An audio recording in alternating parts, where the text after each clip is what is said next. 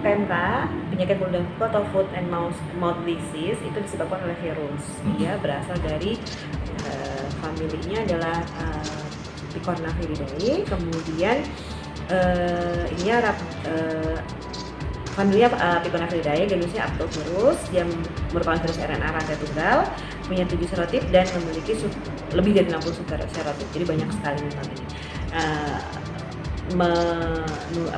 Hewan yang rentan adalah seperti yang disebutkan sapi, kambing, domba, babi, genap di sini.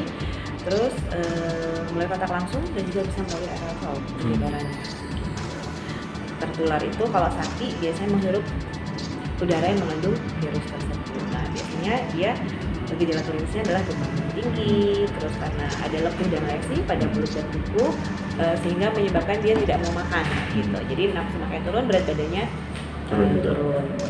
Jadi kalau untuk kematian sih mortalitasnya tidak terlalu tinggi, tapi morbiditasnya itu penyebarannya luas. Ya, penyebarannya sangat-sangat cepat. Terus babi juga bisa tertular melalui pakan yang mengandung virus.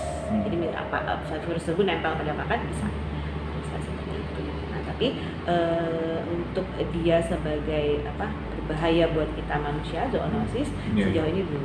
Dari segi kesehatan masyarakatnya memang belum terlalu berdampak sekali. Lebih berdampak pada hewan yang rentan seperti yang saya sebutkan.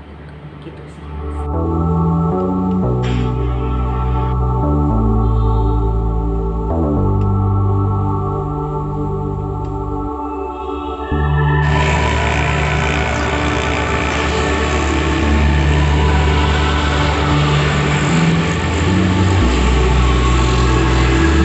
Terima kasih sudah nonton.